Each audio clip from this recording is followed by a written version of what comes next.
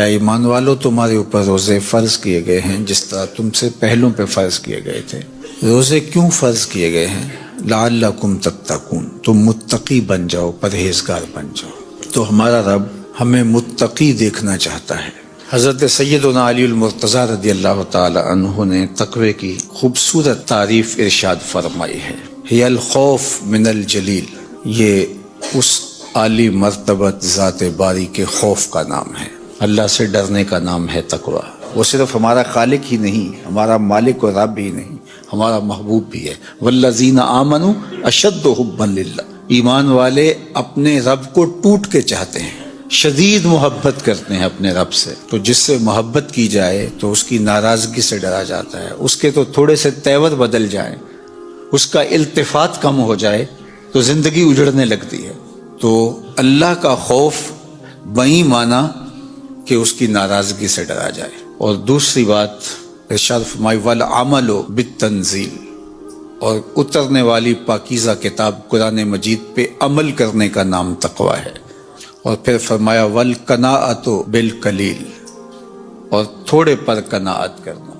اللہ اگر زیادہ عطا فرما دے تو اس پہ شکر کرنا چاہیے، اور شکر کرنے سے نعمت فزوں تر ہوتی ہے، نعمتیں بڑھ جاتی ہیں۔ لیکن اگر اللہ زیادہ عطا نہیں فرماتا تو وہ خوب جانتا ہے کہ میں نے اپنے بندے کو کس جگہ رکھنا ہے، تو بندہ اس پہ راضی رہے کہ میرے مالک میں اس پہ راضی ہوں جس جگہ تو مجھے رکھنا چاہتا، تو اس کو قناعت کہتے ہیں۔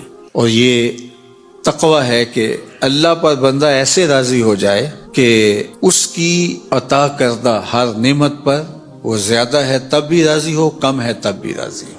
تو جب اللہ پر یقین پختہ ہو جاتا ہے تو پھر اس کی تقسیم پہ بھی بندہ راضی ہوتا ہے۔ اور جس کو صبر کی دولت نصیب ہو گئی اس کی زندگی سوکھی ہو گئی، اور جس کے پاس صبر کی دولت نہیں ہے، قناعت کی دولت نہیں ہے، وہ کھرب پتی بھی بن جائے، نفس کی کمینگی ختم نہیں ہوتی، چونکہ بریک تو ہے ہی نہیں یہاں۔ جتنا بھی مال و دولت مل جائے اگر قناعت نہیں ہے تو پھر تو انسان کی پیاس اور بھوک ہی نہیں مٹتی، ختم ہی نہیں ہوتی خواہش۔ سیدنا علی المرتضیٰ رضی اللہ تعالی عنہ فرماتے ہیں کہ تقوی اللہ جل شانہ کی خشیت کا نام ہے۔ تقوی قرآن مجید پر عمل کی توفیق کا مل جانا ہے۔ تقوی اللہ کے دیے پر راضی ہو جانا ہے۔ چوتھی چیز جو تقوی کا جز آپ نے بیان فرمایا، والاستعداد لیوم الرحیل، جو رحلت کا وقت ہے، دنیا سے جانے کا وقت ہے، اس کے لیے تیاری، یہ تقوی ہے۔ اگر ہمیں یہ چار چیزیں نصیب ہو گئیں تو سمجھو اللہ نے تقوی کا نور نصیب فرما دیا۔ اور یہ میرا اور آپ کا مقصود ہے۔ ہمیں جن نیکیوں کی ترغیب دی گئی ہے ان میں سے سب سے بڑی نیکی ہے کہ ہم تقوی اختیار کریں، اور ہمارا رب چاہتا ہے کہ ہم متقی بن جائیں۔ تقوی کی ایک اور تعریف بھی کی گئی ہے، اور وہ بہت خوبصورت تعریف ہے کہ تمہارا رب تمہیں جہاں دیکھنا چاہتا ہے تم وہاں پائے جاؤ، اور تمہارا رب جہاں تمہیں نہیں دیکھنا چاہتا تم وہاں نہ پائے جاؤ۔ تقوی اسے کہتے ہیں۔ تمہارا رب تمہیں مسجد میں دیکھنا چاہتا ہے 5 وقت، تمہارا رب تمہیں خیر کے کاموں میں دیکھنا چاہتا ہے، تمہارا رب تمہیں بیمار کے سرہانے دیکھنا چاہتا ہے، تمہارا رب برہنہ بدن اور بھوک اور پیاس سے تڑپتے ہوئے لوگوں کی مدد کرنے کے لیے ان کی دہلیز پر پہنچا ہوا دیکھنا چاہتا ہے، تمہارا رب تمہیں خیر کے کاموں میں منہمک دیکھنا چاہتا ہے، وہاں تم پائے جاؤ، وہاں سے غیر حاضری نہ ہو۔ اور جہاں تمہارا رب تمہیں نہیں دیکھنا چاہتا تو وہاں تم پائے ہی نہ جاؤ۔ تمہارا رب تمہیں کسی ایسی جگہ پہ نہیں دیکھنا چاہتا جو تمہارے منصب کے لائق نہیں ہے، اس نے تمہیں دستے قدرت سے بنایا ہے۔ اللہ اکبر! تو وہ کیسے اپنے شاہکار کو کسی گندی جگہ پہ دیکھنا چاہے گا، کسی غلاظت کے ڈھیر پہ دیکھنا چاہے گا؟ جہاں بدکاریوں کا ماحول ہوگا وہ اپنے شاہکار کو وہاں کیسے دیکھنا چاہے گا؟ تو تقوی یہ ہے جہاں تمہارا رب تمہیں دیکھنا چاہے وہاں تم پائے جاؤ، اور جہاں تمہارا رب تمہیں نہ دیکھنا چاہے وہاں تم موجود نہ پائے جاؤ۔ اگر یہ دولت حاصل ہوگی تو سمجھو اتقاء کا نور نصیب ہو گیا۔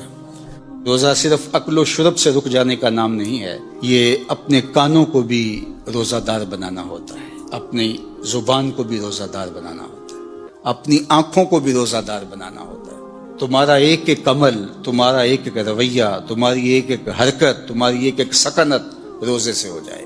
تو یہ پورا جسم سر سے لے کر پاؤں تک جب روزہ دار ہوگا تو پھر وہی روزہ ہے جس کے بارے میں فرمایا گیا ان اللہ و ملائکتہ یصلون علی المتسحرین. سنو اگر روزہ ہو تو پھر اس کا جمال کیا ہے، اس کا پروٹوکول کیا ہے. فرمایا اللہ روزہ رکھنے کے لیے جو سحری کرنے بیٹھتے ہیں ان پہ رحمتوں کا نزول فرماتا ہے کہ یہ بندہ اب روزہ رکھنے لگا ہے، اب اس کی آنکھ نہیں بھٹکے گی، اب اس کا خیال نہیں بہکے گا، اب اس کی سوچوں میں آوارگی نہیں آئے گی، اب اس کی زبان جھوٹ نہیں بول سکتی، یہ غیبت نہیں کر سکتی، یہ کسی کا برا نہیں سوچ سکتا. اس کے اٹھنے والے قدم خیر کی طرف ہی جائیں گے اور اس کے اٹھنے والے ہاتھ ظلم جبر اور جور سے باز رہیں گے. اب یہ اپنے آپ کو روزے کے حصار میں لے کے آ رہا ہے اور تقوی کے نور سے مالا مال ہو رہا ہے، تو اللہ خود بھی اور فرشتوں کو بھی حکم دیتا ہے میرا بندہ سحری کرنے بیٹھا ہے تم اس کے اوپر رحمتیں نچھاور کرو. کیا لمحے ہوتے ہیں جب اللہ رحمت بندوں کے اوپر نچھاور کر رہا ہوتا. لیکن جس نے روزہ صرف بھوک اور پیاس کا ہی رکھا، روزے کی مقصدیت کو ہی نہ سمجھا، تو اللہ کے محبوب کا فرمان سن لیجئے. ایک تو یہ ہے ان اللہ و ملائکتہ یصلون علی المتسحرین، اور دوسرا فرمایا من لم یدع قول الزور والعمل بہ فلیس للہ حاجۃ فی ان یدع طعامہ و شرابہ. جس نے جھوٹ اور برے کام نہیں چھوڑے اس کے بھوکا اور پیاسا رہنے کی اللہ کو کوئی ضرورت نہیں ہے. وہ بھوک کاٹے پیاس کاٹے اللہ کو اس کی کوئی ضرورت نہیں ہے، چونکہ یہ خوراک بچاؤ مہم تو ہے ہی نہیں. وہ تو مومن کے رزق میں اضافہ کر دیتا ہے. وہ چاہتا ہے کہ تم پھر روزے سے ہو. اللہ اکبر. فرمایا روزہ دار جب کسی سے بات کرے اور وہ آگے سے الجھنا چاہے تو فرمایا روزہ دار آگے سے ایک ہی جملہ بولے انی صائمون، میں روزہ رکھا ہوا ہے. تو جب میں روزہ رکھا ہوا ہے تو تم لڑنا چاہتے بھی ہو تو میں نہیں لڑ سکتا. اللہ اکبر. یہ ذات کی لڑائی ہے، یعنی اپنی ذات کے لیے میں نہیں لڑ سکتا. اور اللہ کے لیے اگر تلوار اٹھانے کی بات ہو پھر بدر والوں کو دیکھ لو، حالت روزہ کے اندر بھی اللہ کے دین کے پرچم کو کیسے اونچا کرتے ہیں. تو تقویٰ کیا ہے؟ تقویٰ اپنے آپ کو ان گناہوں سے بچانا ہے جو اللہ جل شانہ کی ناراضگی کا سبب و ذریعہ ہوتے ہیں. سورہ طلاق میں ارشاد فرمایا وَمَن يَتَّقِ اللَّهَ يَجْعَل لَّهُ مِنْ أَمْرِهِ يُسْرًا. جو تقویٰ اختیار کرتا ہے پھر اللہ جل شانہ اس کے کام آسان فرما دیتا، زندگی سوکھی ہو جاتی ہے. اس سے ڈرنے والا پھر کسی اور سے نہیں ڈرتا، اس کی فرما برداری کرنے والا آسودگی میں زندگی بسر کرتا ہے. پھر ارشاد فرمایا یا ایھا الذین آمنوا ان تتقوا اللہ، اے ایمان والو اگر تم اللہ سے ڈرنے لگ جاؤ گے، تقوی اختیار کرنے لگ جاؤ گے تو پھر کیا ہوگا؟ یجعل لکم فرقانا، وہ تمہیں فرقان عطا کر. فرقان کیا ہے؟ حق و باطل میں تمیز کرنے کی صلاحیت نصیب ہو جانا، اچھائی برائی میں نکھیڑا کرنے کی صلاحیت کا مل جانا. کئی لوگوں کو ساری زندگی معرفت ہی نہیں ہو پاتی کہ اچھائی کیا ہے اور برائی کیا ہے. میں نے پڑھے لکھے لوگوں کو بھی دیکھا ہے کہ ایک جاہل بابے کے جا کے قدموں میں بیٹھے ہوئے ہوتے ہیں. ایسے لوگ کہ جو اچھے مسلمان تو دور کی بات ہے اچھے انسان کہلانے کے بھی لائق نہیں ہیں، جنہوں نے جنابت کا غسل بھی نہیں کیا ہوتا، تو کچھ لوگ ان کو بھی اللہ کا ولی سمجھ رہے ہوتے ہیں. کیوں سمجھ رہے ہوتے ہیں؟ اس لیے کہ یہ خود متقی نہیں ہے، اللہ ان کو امتیاز کرنے کی صلاحیت ہی عطا نہیں کرتا. تو فرمایا کہ اگر کوئی تقوی کے نور سے مالا مال ہو جاتا ہے اللہ اس کو فرقان عطا کرتا ہے. اور یہ بہت بڑی دولت اللہ کسی بندے کو عطا فرمائی. اور وہ کیا ہے؟ حق اور باطل میں تمیز کی صلاحیت، خیر اور شر میں امتیاز کی صلاحیت. یہ اللہ اس شخص کو عطا فرماتا ہے جو اتقاء کے نور سے مالا مال ہوتا ہے. وَيُكَفِّرْ عَنْكُمْ سَيِّئَاتِكُمْ، اللہ تقوی کی برکت سے تمہارے سارے گناہوں کو معاف بھی فرما دیتا ہے، تمہیں ستھرائیاں دے دیتا ہے.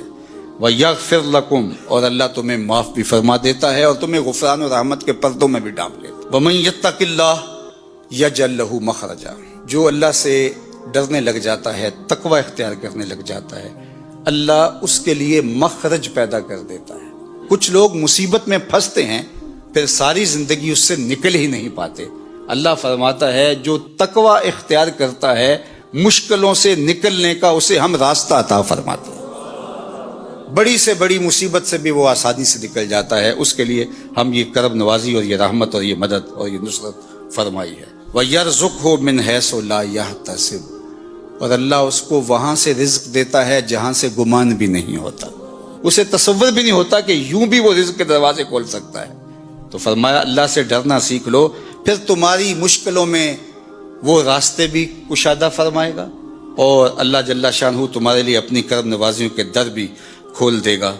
حضرت معاذ بن جبل رضی اللہ تعالیٰ عنہ کو اللہ کے محبوب نے جب یمن کا قاضی بنا کر کے رخصت کیا تو ان کو گھوڑے پہ سوار کیا، اور خود حضور ساتھ پیدل چل رہے تھے، اور معاذ بن جبل رضی اللہ تعالیٰ عنہ کو وصیتیں کرتے جا رہے تھے، اور فرمایا معاذ یوں فیصلے کرنا، یوں فیصلے کرنا، یہ سب ارشاد فرما رہے تھے۔ کچھ آگے چل کے حضور نے فرمایا جب تم واپس پلٹو گے تو میری قبر کے قریب سے گزرو گے۔ حضور نے اپنی وفات کی خبر دی تو حضرت معاذ بن جبل پر بجلی بن کے یہ خبر گری۔ حضور کے وصال کی خبر کوئی چھوٹی خبر تو نہیں تھی، صحابہ کی تو زندگی حضور ہے، اور ہماری زندگی، ہمارا سب کچھ، مولانا ظفر علی خان نے کیا خوب کہا تھا، ہم جس میں بس رہے ہیں وہ دنیا تم ہی تو ہو۔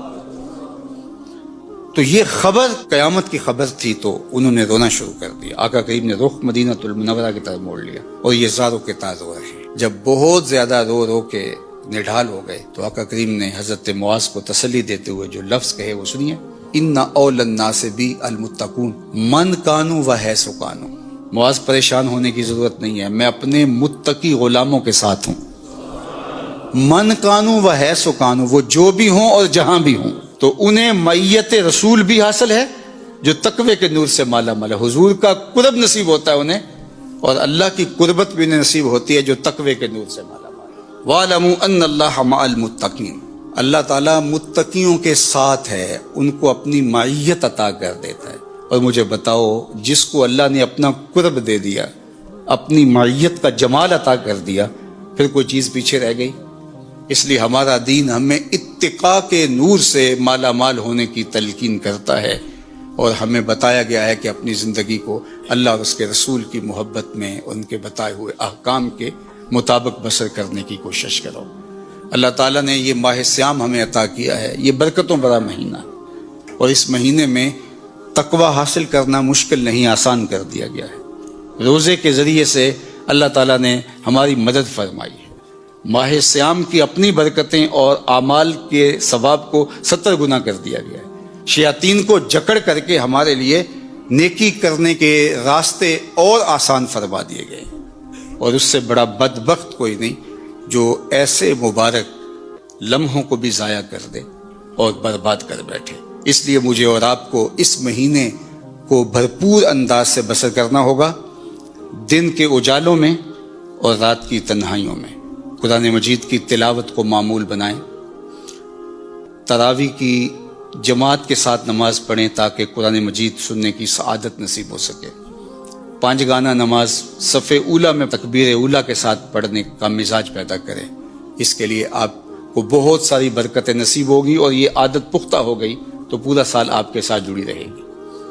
اسی طرح نظر کی حفاظت تو ہو ہی رہی ہے، اور زبان کی حفاظت بھی ہو رہی ہے، اور دیگر اعمال خیر کی توفیقات بھی نصیب ہیں۔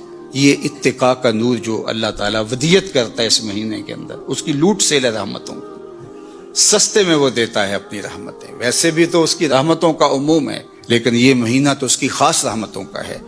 تو آئیے اس مہینے کو بھرپور انداز سے بسر کیجئے، اور اس مہینے کے دامن سے پھوٹتی ہوئی ضیائیں، برکتیں، بالخصوص تقوی کا نور جو اس مہینے کے ساتھ جڑا ہوا ہے خاص طور پہ، اس کو اپنی زندگی میں اتار کے ہم تقوی کے اجالوں سے مالا مال ہو جائیں۔ کتنا اچھا اعزاز ہے جو ہمارے ساتھ لگ جائے کہ اللہ جل شانہ ہمیں متقیوں کی فہرست میں شامل فرمائے۔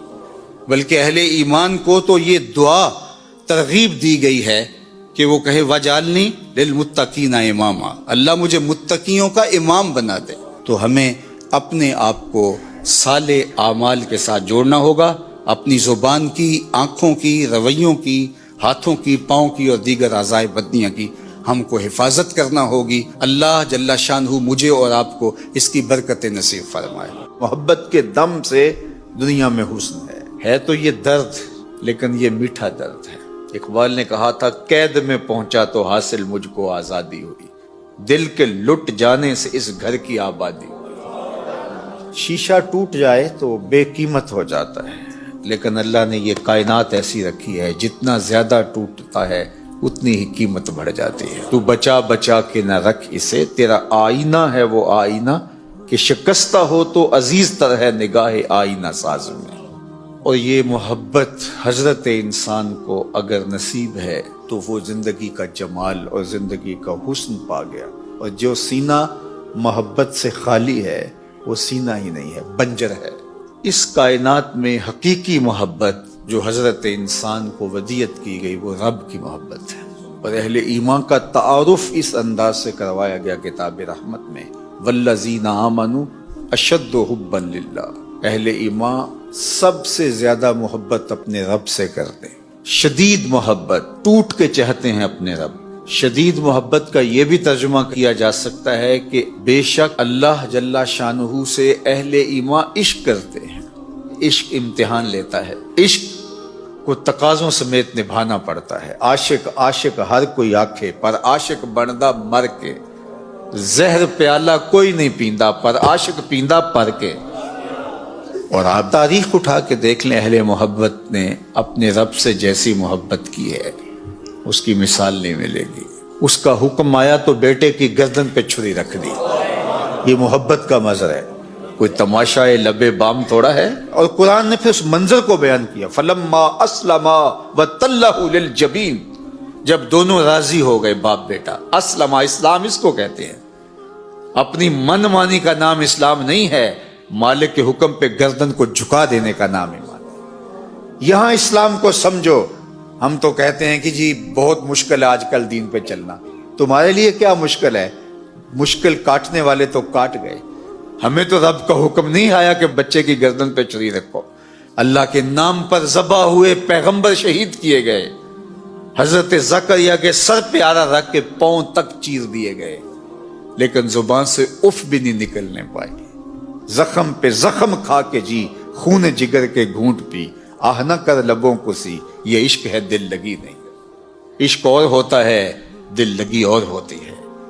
تشتریوں میں سر سجا کے پیش کیے گئے، پور پور کاٹا گیا، لیکن انہوں نے اللہ کے دین کو نہیں چھوڑا.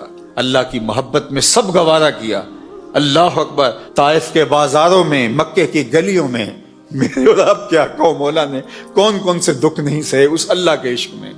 اس کی محبت کے اندر نازک بدن پہ اوجریاں ڈالی گئیں، حضور کو پتھر مارے گئے، حضور کے قدم لہو لہان ہوئے، آقا کریم نے فاقے کاٹے، اذیتیں سہی، تانے گوارا کیے، گڑے کھودے گئے، کانٹے بچھائے گئے، لیکن اللہ کی محبت میں یہ سلسلہ چلتا رہا. بلال حبشی کن تکلیفوں سے نہیں گزرے. یاری تیری سونا پر ازمیشاں تیریاں اگ، سونا پرکھیا جامدہ ہے نال اگاں دے لگ. والذین آمنوا اشد حبا للہ.